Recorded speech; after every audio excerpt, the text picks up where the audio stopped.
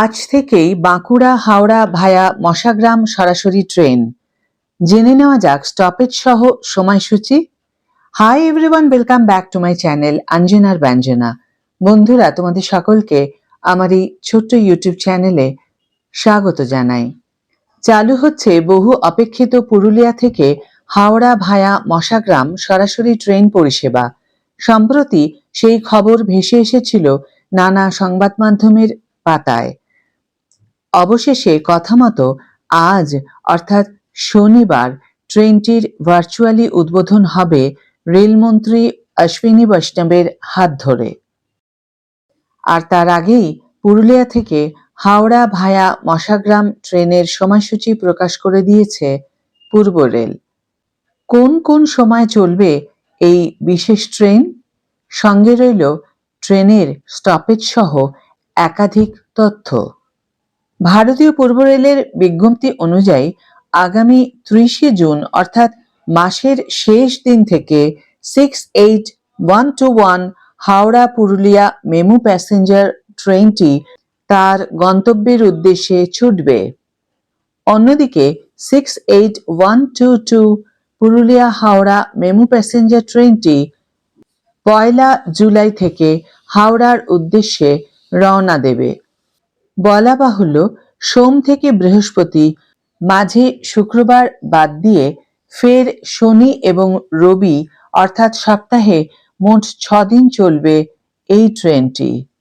পূর্ব রেলের বিজ্ঞপ্তি থেকে পাওয়া তথ্য অনুযায়ী 30শে জুন তারিখে চালু হতে যাওয়া 68-122 পুরুলিয়া থেকে হাওড়া মেমু প্যাসেঞ্জার ট্রেনটি পুরুলিয়া স্টেশন থেকে ভোর 4টে নাগাদ হাওড়ার উদ্দেশ্যে রওনা দেবে এবং হাওড়া স্টেশন অর্থাৎ শহরে ঢুকবে 11:40 আবার 68-121 ট্রেনটি বিকেল 4:15 নাগাদ হাওড়া স্টেশন থেকে ছেড়ে 11:55 পুরুলিয়া স্টেশনে পৌঁছবে। আবার পুরুলিয়া থেকে হাওড়ার উদ্দেশ্যে রওনা দেওয়ার সময় ট্রেনটি বাঁকুড়া স্টেশনে পৌঁছবে ভোর 5:55। আবার ফেরার সময় 68-121 হাওড়া পুরুলিয়া মেমু প্যাসেঞ্জার ট্রেনটি বাঁকুড়া স্টেশনে ঢুকবে রাত 10:05। এটি আসলে ট্রেনের সাধারণ সময়।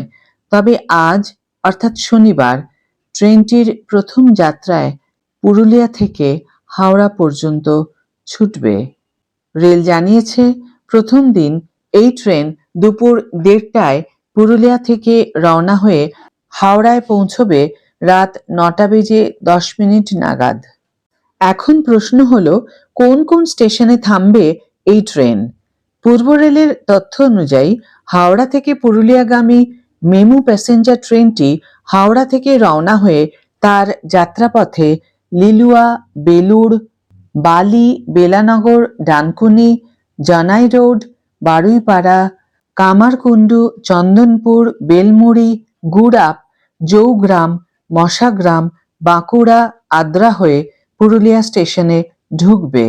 ফেরার ক্ষেত্রেও যাত্রাপথে স্টপেজ একই থাকবে। আজকের ভিডিও এখানেই শেষ করছি বন্ধুরা। ভিডিওটি যদি কার্যকর বলে মনে হয়ে থাকে তাহলে অবশ্যই একটা ছোট্ট করে লাইক দিও, শেয়ার করো বন্ধুদের সাথে, কমেন্ট করে জানিও তোমাদের মতামত। যারা এখনো আমার চ্যানেলটিকে সাবস্ক্রাইব করনি তারা অবশ্যই চ্যানেলটিকে সাবস্ক্রাইব করে আমার পাশে থেকো।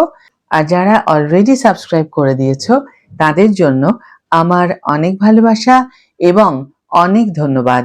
আজ তাহলে বিদায় বন্ধু, দেখা হবে পরের ভিডিওতে। ভালো থেকো, সুস্থ থেকো, সঙ্গে থেকো।